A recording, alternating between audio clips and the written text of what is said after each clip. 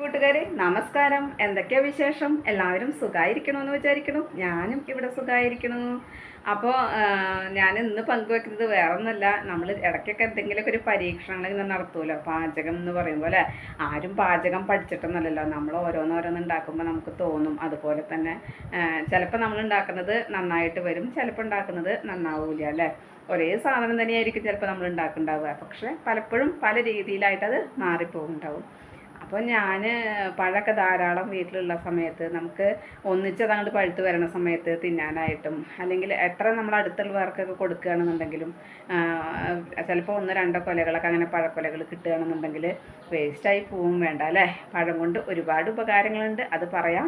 അപ്പോൾ ഇത് ഞാൻ ഒന്ന് രണ്ട് തരത്തിലിങ്ങനെ പലഹാരങ്ങളൊക്കെ ഉണ്ടാക്കി നോക്കുമ്പോൾ അത് നന്നായി എന്ന് തോന്നി. അപ്പോൾ ആദ്യം ഉണ്ടാക്കുന്ന സമയത്ത് ഞാൻ വീഡിയോ എടുത്തിട്ട് കേട്ടോ, പക്ഷേ എനിക്ക് തോന്നുന്നു ഞാൻ ഇപ്പം ഉണ്ടാക്കിയതിനേക്കാളും എത്രയോ പെർഫെക്റ്റ് ആയിട്ടാണ് ആദ്യം ഉണ്ടാക്കിയത് വന്നത് കേട്ടോ. അപ്പം ഞാനത് രണ്ടാമത് ഇപ്പോൾ ഒന്ന് ഉണ്ടാക്കിയപ്പോൾ ഞാൻ എൻ്റെ കൂട്ടുകാരായിട്ട് പങ്കുവയ്ക്കാമെന്ന് വിചാരിച്ചു. കാരണം ഒരുപാട് പേർക്ക് ഇതുപോലെ പഴക്കൊലകളൊക്കെ ഉണ്ടായിട്ട് പഴം ഒന്നിച്ച് പഴുത്തിട്ട് ബുദ്ധിമുട്ടാവും, അതായത് വെറുതെ വേസ്റ്റാക്കി കളയുന്നൊരവസ്ഥ വരുന്നത് ഞാൻ കണ്ടിട്ടുണ്ട്. അപ്പോൾ അങ്ങനെ സംഭവിക്കുന്നവരുണ്ടെന്നുണ്ടെങ്കിൽ ഇതൊന്ന് പരീക്ഷിച്ച് നോക്കിക്കോട്ടെ എന്ന് വിചാരിച്ചിട്ടാണ് കേട്ടോ പങ്കുവച്ചത്. കാരണം എനിക്കതൊരു ഉപകാരമാണ്. അപ്പോൾ അതുപോലെയല്ലേ ഓരോരുത്തർക്കും ഉണ്ടാവുക എന്ന് വെച്ചിട്ട് ഞാൻ പങ്കുവയ്ക്കാൻ കാരണം കേട്ടോ. പിന്നെ ഞാൻ പറഞ്ഞു, നമ്മൾ ഒരു പ്രാവശ്യം ഉണ്ടാക്കിയിട്ട് പിന്നെ ഉണ്ടാക്കുമ്പോൾ ചിലപ്പോൾ ശരിയാവില്ല, അല്ലെങ്കിൽ അങ്ങനെയാണ്. അപ്പോൾ ചിലപ്പോൾ നമ്മൾ ആദ്യമായിട്ട് എന്തെങ്കിലും ചെയ്യുകയാണ്, പരീക്ഷണം നോക്കുകയാണെന്ന് വയ്ക്കുമ്പോൾ അത് നല്ല പെർഫെക്റ്റ് ആയിട്ട് നമ്മൾ ചെയ്യും. കാരണം എന്താ വെച്ചാൽ അതിങ്ങനെ ഇട്ടാൽ പിന്നെ രണ്ടാമത്തെ പ്രാവശ്യം ചിലപ്പോൾ നമുക്ക് തന്നെ സ്വയം ഒരു അഹംഭാവം വരികയാവൂല്ലേ, അന്ന് ഉണ്ടാക്കിയപ്പോൾ നന്നായില്ല, അപ്പോൾ ഇത് ഉണ്ടാവും, നന്നായിക്കോളുന്ന്. പിന്നെ എന്നെ സംബന്ധിച്ചിടത്തോളം ഞാൻ ചിലപ്പോൾ എന്തെങ്കിലും കറികളായിക്കോട്ടെ അല്ലെങ്കിൽ എന്തെങ്കിലും പരീക്ഷണങ്ങൾ ഇതുപോലെ നടത്തിക്കോട്ടെ, അതാ ഉണ്ടാക്കുമ്പോൾ ധൃതിയിൽ എന്തൊക്കെയോ കൂട്ടിയിട്ട് അങ്ങോട്ട് ഉണ്ടാക്കും. പിന്നീട് അതെന്താ ചേർത്ത് അല്ലെങ്കിൽ എങ്ങനെയാണ് ഞാൻ ചെയ്തതെന്ന് ചിലപ്പോൾ എനിക്ക് തന്നെ ഓർമ്മ ഉണ്ടാവില്ല കേട്ടോ. അപ്പം ഞാൻ പറയും, ഒരു പ്രാവശ്യം ഉണ്ടാക്കി നന്നായി എന്ന് കുട്ടികൾ പറഞ്ഞു കഴിഞ്ഞാൽ ഞാൻ പറഞ്ഞു അടുത്ത പ്രാവശ്യം ഉണ്ടാക്കാൻ ചിലപ്പോൾ എനിക്ക് ഓർമ്മ ഉണ്ടാവില്ല കേട്ടോ പറയും. അങ്ങനെയാണ്. അപ്പോൾ വീഡിയോ എടുക്കണോണ്ട് ഒരു ഗുണം എന്താണെന്ന് വെച്ച് കഴിഞ്ഞാൽ നമുക്കത് മറന്നു പോയി എന്ന് വെച്ച് കഴിഞ്ഞാൽ ഒന്ന് വീഡിയോ നമ്മൾ ഇട്ട് നോക്കിയാൽ നമുക്ക് കണ്ട് മനസ്സിലാക്കാമല്ലോ. അതൊരു ഗുണം കേട്ടോ. അതാണ് ഇപ്പോൾ എനിക്ക് യൂട്യൂബിൽ ആ ഒരു ഗുണം കിട്ടുന്നുണ്ട് കേട്ടോ. അപ്പോൾ എന്തായാലും നമുക്കത് കാണാം, നോക്കി നോക്കാം കേട്ടോ. അപ്പോൾ ഞാൻ പഴക്കഥ ഇടിഞ്ഞെടുത്തിട്ടുണ്ട്, പഴക്കൊലയുടെ മുകളിൽ നിന്നൊക്കെ ഇടിഞ്ഞെടുത്തൊരു പ്ലേറ്റിലേക്ക് ആക്കി വെച്ചിട്ടുണ്ട്. അതിനൊക്കെ ഞാൻ ഇടിഞ്ഞെടുത്തു എന്ന് മാത്രമേ ഉള്ളൂ കേട്ടോ. നമുക്കൊരു 10 പഴം മതിയാകും. അര ഗ്ലാസ് മൈദയാണ് ഞാൻ എടുക്കുന്നത്. 10 പഴം അര ഗ്ലാസ് മൈദ കേട്ടോ. ഗോതമ്പ് പൊടി വെച്ചിട്ട് നമുക്കിങ്ങനെ ഉണ്ടാക്കാം, പക്ഷേ ഞാൻ മൈദ വെച്ചിട്ടാണ് ഉണ്ടാക്കുന്നത് കേട്ടോ.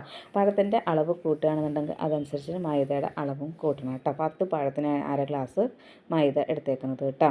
എന്നിട്ട് നമ്മൾ എന്താണ് അതിലേക്ക് 2 ഏലക്ക ചേർക്കുകയാണ്. അപ്പോൾ ഒരു ഫ്ലേവറിന് വേണ്ടിയിട്ട് ഈ പഴമൊക്കെ ഞാൻ തോല് കളഞ്ഞ് നമ്മൾ മിക്സഡ് ജാറിലേക്ക് ഇട്ട് കൊടുത്തു. അതിലേക്ക് മൈദയും ഇട്ട് കൊടുത്തിട്ടുണ്ട്. ഇനി 2 ഏലക്ക അതിലേക്ക് തന്നെ ഇട്ട് കൊടുക്കുകയാണ് കേട്ടോ. അപ്പോൾ ഇതെല്ലാം മിക്സഡ് ജാറിൽ നല്ല മിനുസമായിട്ട് നമുക്ക് അരച്ചെടുക്കണം. അപ്പോൾ അരയ്ക്കുന്ന കൂട്ടത്തിലൊക്കെ അരഞ്ഞ് പൊക്കോട്ട് വെച്ചിട്ടാണ് ഏലയ്ക്കും ചേർത്തേക്കുന്നത്. അതുപോലെ തന്നെ ഇനി മധുരമൊക്കെ ഒന്ന് ബാലൻസ് ചെയ്യാനായിട്ട് ഞാനൊരു നുള്ളു ഉപ്പ് ചേർക്കുന്നത്, ഒരു 1/4 ടീസ്പൂണോളം ഉപ്പാണ് ചേർക്കുന്നത് കേട്ടോ. അപ്പോൾ ആ 1/4 ടീസ്പൂണോളം ഉപ്പും അതിലേക്ക് ഇട്ട് കൊടുക്കുന്നുണ്ട്. പിന്നെ നമുക്കതിലേക്ക് വേണ്ടത് ബേക്കിംഗ് സോഡയാണ് കേട്ടോ. ബേക്കിംഗ് സോഡ ചേർത്തില്ലെങ്കിലും കുഴപ്പമൊന്നുമില്ല, എന്നാലും ഞാൻ ഒരു നുള്ള് 1/4 ടീസ്പൂണോളം എന്ന് പറഞ്ഞ പോലെ 1/4 ടീസ്പൂണൊന്നുമില്ല, അങ്ങനെ ഒരു നുള്ള് ബേക്കിംഗ് സോഡയും അതിലേക്ക് ചേർത്ത് കൊടുക്കുന്നുണ്ട് കേട്ടോ.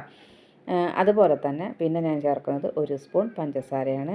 അപ്പോൾ നിങ്ങൾക്ക് 1 സ്പൂൺ പഞ്ചസാര വേണ്ട എന്നുണ്ടെങ്കിൽ ചേർക്കാതിരുന്നോളൂ. അല്ല ഇനി അതിന് മധുരം കൂടുതൽ ആവശ്യമുണ്ടെന്നുണ്ടെങ്കിൽ അതിലും കൂടുതൽ ഇട്ടോളൂ കേട്ടോ. ഞാൻ 1 സ്പൂൺ തന്നെ ഇട്ടുള്ളൂ, കാരണം പഴത്തിൻ്റെ മധുരം ഉണ്ടല്ലോ. പിന്നെ ഇപ്പോൾ എല്ലാവരൊക്കെ മധുരം കഴിക്കാൻ പേടിക്കുന്നൊരു കാലഘട്ടമല്ലേ, അപ്പോൾ അതുകൊണ്ടാണ് അങ്ങനെ ചെയ്തത് കേട്ടോ. അപ്പോൾ അങ്ങനെ പഞ്ചസാരയും അതിലേക്ക് ഇട്ട് കൊടുത്തു. ഇനി നമ്മൾ നല്ല മിനുസമായിട്ട് അരച്ചെടുക്കുകയാണ് കേട്ടോ. വേറെ വെള്ളമൊന്നും ചേർക്കേണ്ട ആവശ്യമില്ല. അപ്പോൾ നിങ്ങൾ മൈദ ആദ്യം ചേർക്കുക, ലേശം വെള്ളം ഒഴിച്ചിട്ട് മൈദ ഇട്ടോളൂ, അല്ലെങ്കിൽ മൈദ അടിയിൽ കട്ട കെട്ടും, അതുകൊണ്ടാണ് കേട്ടോ. എന്നിട്ട് നല്ല മിനുസമായിട്ട് അരച്ചെടുത്തിട്ട് ഞാൻ ഒരു പാത്രത്തിലേക്ക് മാറ്റിയിട്ടുണ്ട്. ഏകദേശം നമ്മൾ ഇഡ്ഡലി മാവിൻ്റെ പരുവം പോലെയാണ് കേട്ടോ. അപ്പോൾ അങ്ങനെ ഇതേ മാവ് ഈ പരുവത്തിലാണ് കിട്ടേണ്ടത്. അപ്പോൾ ഇങ്ങനെ അരച്ചെടുക്കുക. അപ്പോൾ അതുകൊണ്ട് കൂടുതൽ വേറെ വെള്ളം ഒഴിക്കേണ്ട അത് പറഞ്ഞത്. ഒരു 1/4 ഗ്ലാസ് വെള്ളമൊക്കെ ചേർത്തുകൊണ്ട് കുഴപ്പമില്ല കേട്ടോ. അപ്പോൾ അങ്ങനെ ബാക്കിയും പഴത്തു നിന്നുള്ള നനവുകൊണ്ട് നമുക്ക് അരഞ്ഞ് കിട്ടും. അത്രയ്ക്കല്ലേ നമ്മൾ മൈദയും ചേർക്കണുള്ളൂ, അതുകൊണ്ടാണ് പറയുന്നത് കേട്ടോ. അപ്പോൾ നമ്മൾ അരച്ചത് റെസ്റ്റ് ചെയ്യാനൊന്നും വെക്കൊന്നും വേണ്ട, അരച്ച ഉടനെ തന്നെ നമുക്ക് ഉണ്ടാക്കാം.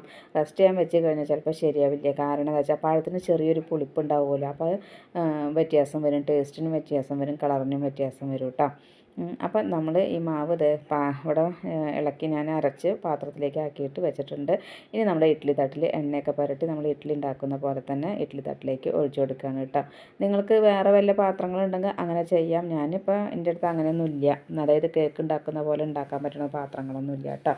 അപ്പോൾ ഏകദേശം ഇതുപോലെ 15 മിനിറ്റോളം പിടിക്കുമ്പോൾ നമ്മൾ ഇഡ്ഡലി ഉണ്ടാക്കുന്ന പോലെ തന്നെ അത് വെന്ത് വന്നിട്ടുണ്ട്. നല്ല ടേസ്റ്റി ആയിട്ടുള്ള തന്നെയായിരുന്നു, നല്ല സോഫ്റ്റ് ആയിട്ട് കേട്ടോ. ഞാനത് വീഡിയോ എടുക്കാൻ വിട്ടുപോയി, അതുകൊണ്ട് അങ്ങനെ ഉണ്ടായത് കേട്ടോ. അത് കഴിഞ്ഞ് ഇവിടെ ബിജുവിൻ്റെ പിറന്നാളൊക്കെ ആയിരുന്നു. അപ്പോൾ എപ്പോഴും പിറന്നാളിന് അവൻ നാട്ടിലുണ്ടാവാറൊന്നുമില്ല. അപ്പോൾ ഞാൻ സാമ്പാറും തോരനും അതുപോലെ തന്നെ ഒരു ഇഷ്ടമൊക്കെ ചട്ടുപൊട്ടേ വെച്ചിട്ടാണ് ഉണ്ടാക്കി കേട്ടോ. അപ്പോൾ പിറന്നാളിന് എരിശ്ശേരിയാണ് വേണ്ടത്, പക്ഷേ എരിശ്ശേരി ഉണ്ടാക്കിയില്ല. അപ്പോൾ ഇങ്ങനെയൊക്കെയുണ്ട്. പിന്നെ പായസം വെച്ചല്ലോ. അപ്പോൾ അന്നത്തെ സദ്യ വട്ട അങ്ങനെ ഇങ്ങോട്ട് പോയി.